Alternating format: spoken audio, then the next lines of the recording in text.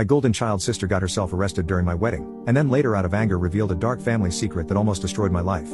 A few weeks before my wedding, my sister asked me if she could propose during the reception. But when I said no, she got our parents to show up at my door to yell at me. My mother went insane when I kept saying no and threatened to destroy my fiancé's dress, but I told her I would press charges if she did this. She started crying and asked if I would really do that to her. And when I said yes, she stopped crying and went back to screaming.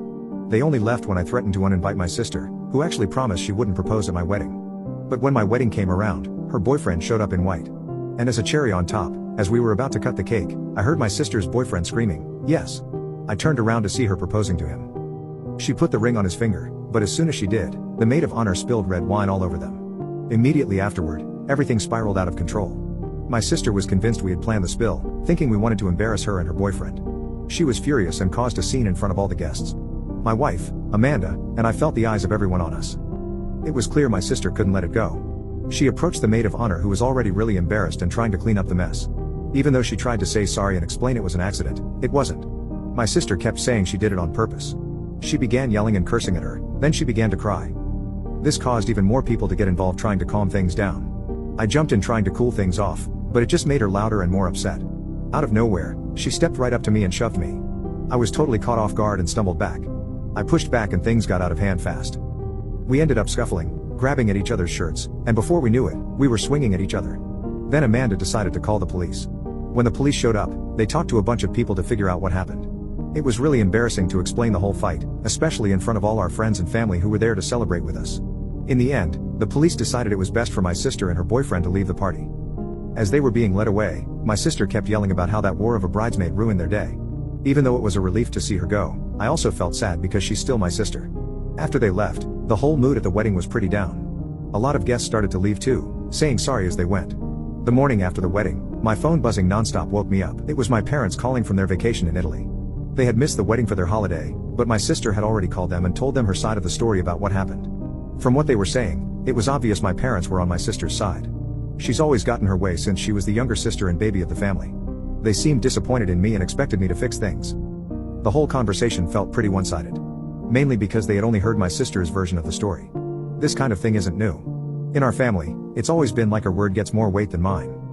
Not only that, my parents told me I had to bail out my sister, who had ended up spending the night in jail because once she was outside, she started arguing with the officers and acted like an eye-hole to them. They also said I needed to replace her boyfriend's dress that got wine-stained during the wedding, which turned out to be the dress he was planning to wear at their own future wedding.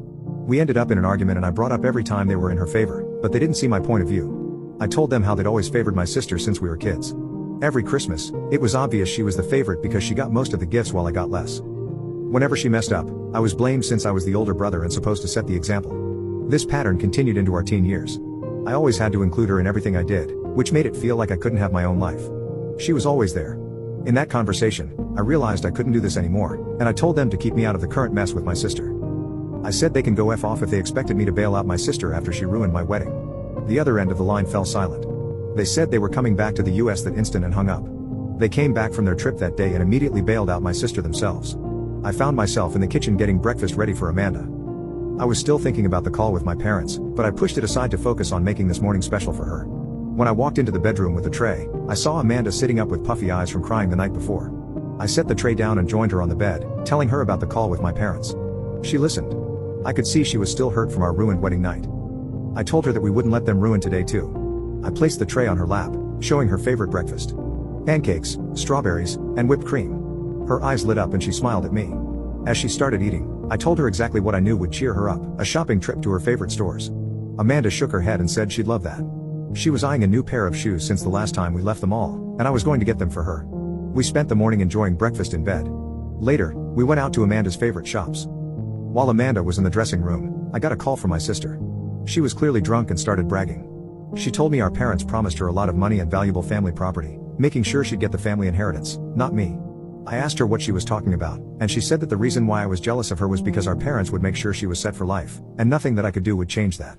She told me about $101,000 in the trust that Dad made for us, but it only had her name on in the will. She said she saw Dad's will and that they wouldn't be leaving me a dime. The call ended suddenly. And just as I was about to call back, Amanda came out of the dressing room. She asked if the dress made her look fat. I looked at her and saw how beautiful she looked. The dress fitting her perfectly. I smiled at her and I told her she looked stunning. I asked her if she wanted that one and if she was ready to go. I really wanted to go home at this point. She said we could get out of there, and we did. As we were driving home, Amanda seemed happier, and this made me content. When we pulled into the driveway, my heart sank. My sister, her fiancé, and our parents were all there. The tension was heavy as Amanda and I stepped out of the car. Immediately, they started demanding.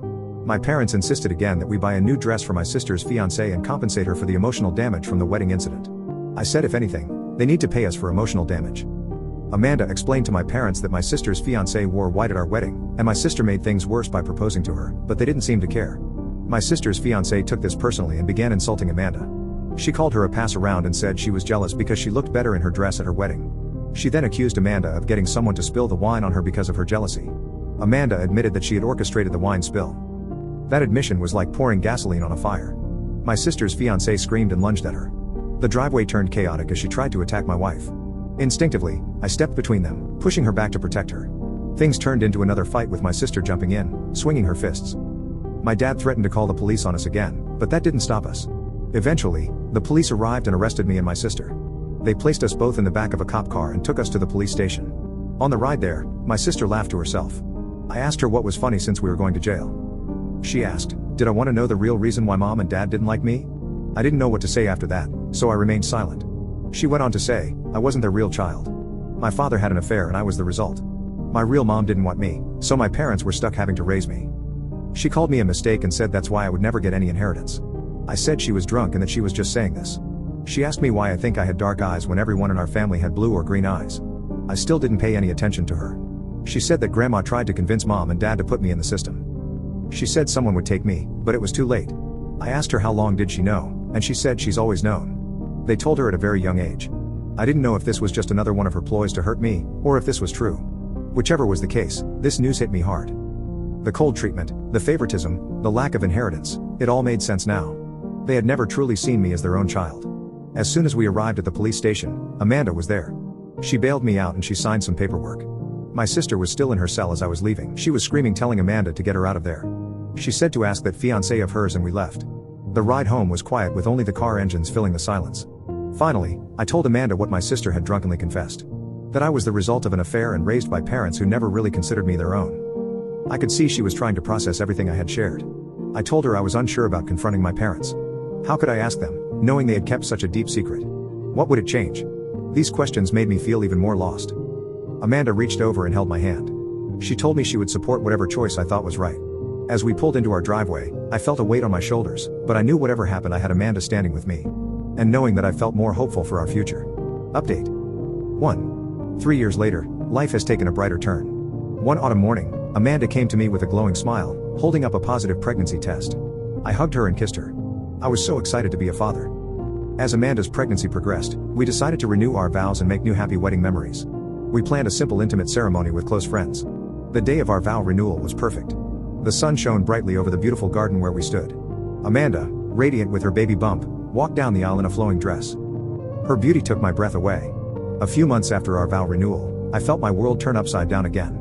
My parents died unexpectedly in a car accident.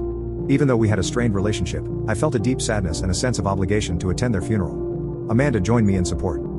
At the funeral, the air felt heavy. Friends and extended family gathered to pay their respects. My sister, however, stood apart from the people mourning. She looked almost satisfied that our parents were gone. She avoided looking in my direction. Her demeanor unsettlingly detached. As the service proceeded, I couldn't shake the unease. My sister's behavior seemed out of place. I couldn't fathom her emotions, whether she was relieved, indifferent, or hiding something deeper, but her presence felt like a dark cloud over an already grim day. As the service ended, I watched my sister still keeping her distance, a faint, almost smug smile playing on her lips. After the funeral, life seemed to settle into an uneasy calm. My sister and her fiancé continued to live in their lavish mansions, seemingly untouched by the aftermath of our parents' passing. News occasionally trickled through the family grapevine about their extravagant lifestyle, but it wasn't until later that I heard troubling rumors. Word spread that they had burned through their inheritance quicker than expected.